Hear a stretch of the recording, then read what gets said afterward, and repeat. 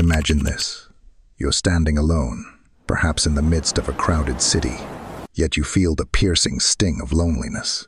In 2010, a groundbreaking study published in PLOS Medicine revealed a chilling truth. Chronic loneliness is as harmful to your health as smoking 15 cigarettes a day. It's a silent killer, creeping up on us without warning. But here's the twist: loneliness and solitude, though often mistaken for the same, are polar opposites. While loneliness destroys, solitude can liberate. Henry David Thoreau, who spent years alone in the solitude of Walden Pond, understood this deeply. He wrote, "I am never lonely here. I never found the companion that was so companionable as solitude." In that isolation, Thoreau found not just peace, but clarity and a deeper connection to his own soul. In this video, we'll dive into the transformative power of solitude, a force that, when embraced, can enhance self-development, cure mental health woes, and create unparalleled freedom. Solitude isn't a curse, it's an opportunity. In fact, it's essential for cultivating a truly great character. As Nietzsche wisely said, "Loneliness is one thing, solitude another. You have learned that now." What is solitude? Philosopher Philip Koch defined solitude as a state where you are disengaged from other people in perception, thought, emotion, and action. It's a world without the presence of others, and that's precisely what makes it so powerful. Throughout history, some of the most legendary figures, Jesus, Buddha, Lao Tzu, and Moses, spent long stretches of time in solitude, and it's in these moments that they had their most profound revelations. Take Nietzsche, for example. He once wrote, "When I am among the many, I live as the many do, and I do not think as I really think. I then require the desert so as to grow good again." In solitude, Nietzsche found the freedom to reclaim his true thoughts, his individuality, his soul. This is the power of being alone. Admiral Richard Byrd, a man who spent a brutal winter alone in the Antarctic, endured 6 months of isolation so intense that it could have broken anyone. But instead of succumbing to despair, Byrd discovered something extraordinary. "My sense of values is changing, and many things which before were in solution in my mind now seem to be crystallizing." That crystallization, that clarity of thought, is what solitude provides. It allows us to confront the raw truths of our existence and emerge stronger for it. But why do some people thrive in solitude, while others drown in loneliness?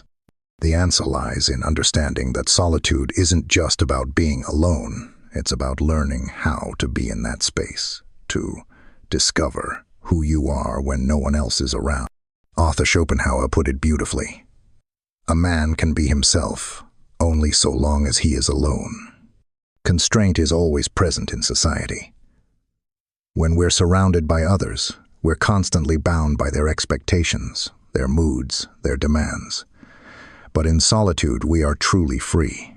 Think about the constraints that come with interacting with others. Friends, family, partners, all of them bring joy, yes, but also demands. We are asked to listen, to care, to follow their pace, their emotions. Even the mere presence of a stranger can shift our awareness. Imagine sitting in a peaceful park, alone with nature, when suddenly someone else sits nearby. In that moment, your sense of self is disrupted. As Jean-Paul Sartre wrote, "Hell is other people." In solitude, all of that fades away.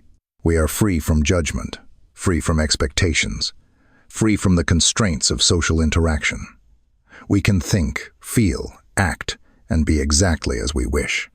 This is what the philosopher William Hazlitt cherished in his solitary walks. He described solitude as perfect liberty, to think, feel, do, just as one pleases. "For once, I like to have it all my own way." In solitude, we are truly free to explore the depths of our own souls. But freedom isn't just a gift, it's a gateway to self-discovery. Solitude is where we strip away the social masks we wear. When we are alone, we can finally listen to the voice of our conscience, the voice that often gets drowned out in the noise of the world. Thomas Merton echoed this sentiment in The Silent Life. Not all men are called to be hermits, but all men need enough silence and solitude in their lives to enable the deep inner voice of their true self to be heard at least occasionally. Without solitude, we lose touch with who we really are. But when we embrace it, we reconnect with our essence, our truth. The healing power of solitude. Solitude isn't always easy. In fact, it can be painful. As Philip Koch noted, solitude often brings up past traumas, painful emotions, and anxieties that we've been avoiding for a long time. But this is where the magic happens. The very pain we experience in solitude offers us an opportunity to confront and heal those emotional wounds.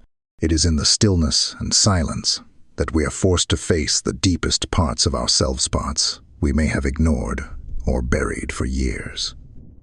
It is only when distractions are removed that we can truly look inward. Albert Camus beautifully expressed this idea when he said, "When a man has learned how to remain alone with his suffering, how to overcome his longing to flee, then he has little left to learn." Solitude gives us the space to process, heal, and transform.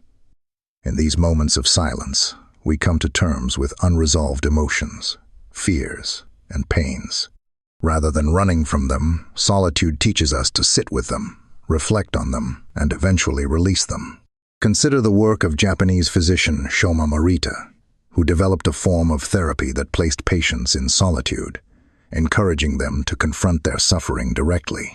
By removing all distractions and forcing them to face their emotional pain, patients were able to integrate their suffering, make peace with it, and emerge stronger. This method underscores the healing power of solitude, its ability to help us process and resolve emotional wounds that we often try to avoid. Through solitude, we learn to accept and integrate our pain, ultimately leading to greater resilience and self-awareness. Historically, many cultures have recognized the profound value of solitude. The Tarahumara Indians of Mexico, for example, held solitude in such high regard that even young children would disappear into nature for days or weeks, spending time alone with the land and their own thoughts. Solitude wasn't seen as mere isolation, it was an opportunity for self-reflection, personal growth, and a deeper connection with nature. This reverence for solitude was not just about physical isolation, but about spiritual nourishment. These solitary moments allowed individuals to tap into their inner resources, away from societal pressures and expectations.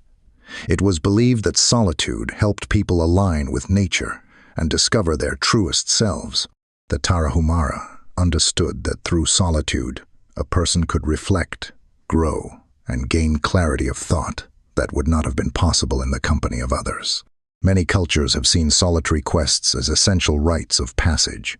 In some African tribes, young boys would undergo periods of isolation in the wilderness as part of their initiation into manhood. These solitary experiences were viewed as necessary for personal development, teaching lessons in resilience, self-reliance, and inner strength. The isolation allowed them to confront their fears and challenges, emerging as more mature and self-aware individuals. In these cultures, solitude wasn't simply a rituality. Was viewed as a vital part of the human journey. It was seen as an essential step in becoming one's true self, free from the influences and expectations of others.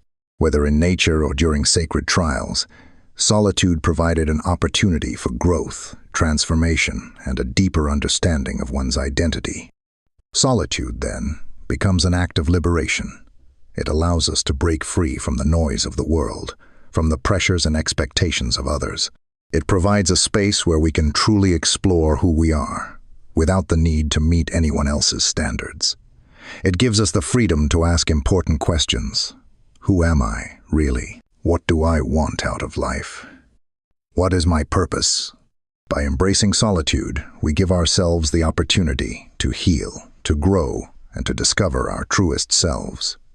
In the silence, we find peace, clarity, and a deeper sense of purpose. Solitude becomes not a place of isolation, but a path to inner freedom. It is a space where we can shed the expectations of others and become fully attuned to who we truly are.